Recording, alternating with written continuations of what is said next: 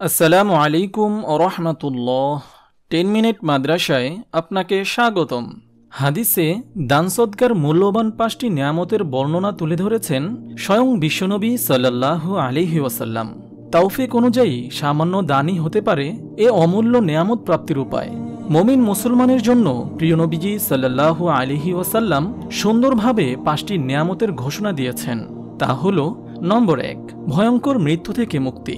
হযরত আনাস রাদিয়াল্লাহু তাআলা আনহু বর্ণনা করেন, রাসূলুল্লাহ সাল্লাল্লাহু আলাইহি ওয়াসাল্লাম বলেছেন, দান সদকা আল্লাহ তাআলার অসন্তুষ্টিকে কমিয়ে দেয় এবং অপমানজনক মৃত্যু রোধ করে।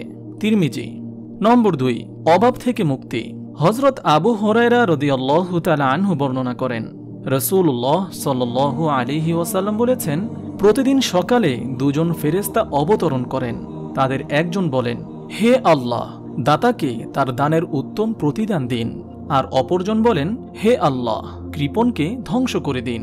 সহিহ বুখারী। নম্বর 3, গুনাহের কাফফারা।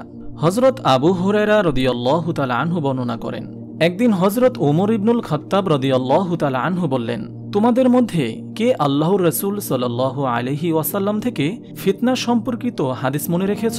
হযরত হুযায়ফা রাদিয়াল্লাহু তাআলা আনহু বলেন, আল্লাহর রাসূল সাল্লাল্লাহু আলাইহি ওয়াসাল্লাম যেভাবে বলেছেন আমি ঠিক সেভাবেই তা স্মরণ রেখেছি।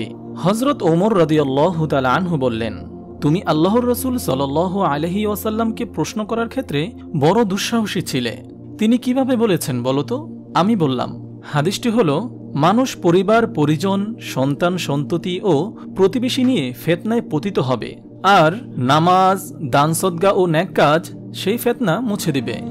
নম্বর 4, হাসরের ময়দানে ছায়া লাভ। হযরত আবু হুরায়রা রাদিয়াল্লাহু তাআলা আনহু বর্ণনা করেন, আল্লাহর রাসূল সাল্লাল্লাহু আলাইহি ওয়াসাল্লাম বলেছেন, যেদিন আল্লাহর আরশের ছায়া ব্যতীত কোনো ছায়া থাকবে না, সেদিন আল্লাহ তাআলা 7 প্রকার মানুষকে সে ছায়ায় আশ্রয় দিবেন। তারা হলো ন্যায়পরায়ণ শাসক, যে যুবক আল্লাহর ইবাদতের ভিতর বেড়ে উঠেছে, যার অন্তরের সম্পর্ক সর্বদা মসজিদের সঙ্গে থাকে, আল্লাহর সন্তুষ্টির উদ্দেশ্যে যে ব্যক্তি পরস্পর মহাব্বত রাখে, উভয়ে একত্রিত হয় সেই মহাব্বতের উপর আর পৃথক হয় সেই মহাব্বতের উপর।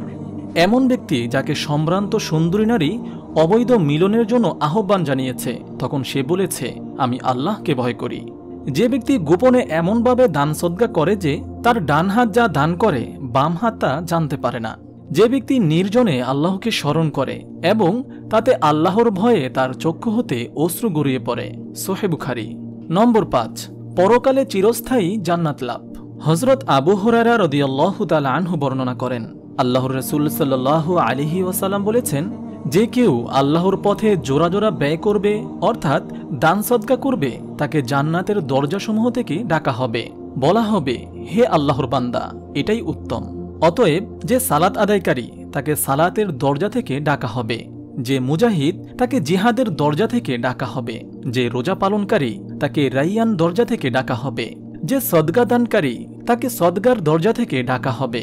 অতঃপর আবু বকর রাদিয়াল্লাহু তাআলা আনহু বললেন, হে আল্লাহর রাসূল, আপনার জন্য আমার বাবা মা কুরবান হোক। সব দরজা থেকে কাউকে ডাকার কোনো প্রয়োজন নেই। তবে কি কাউকে সব দরজা থেকে ডাকা হবে? আল্লাহর রাসূল সাল্লাল্লাহু আলাইহি ওয়াসাল্লাম বললেন, হ্যাঁ, আমি আশা করি তুমি তাদের মধ্যে হবে। সহিহ বুখারী। আল্লাহ তাআলা মুসলিম উম্মাহকে বেশি বেশি দান সদকা করার তৌফিক দান করুন।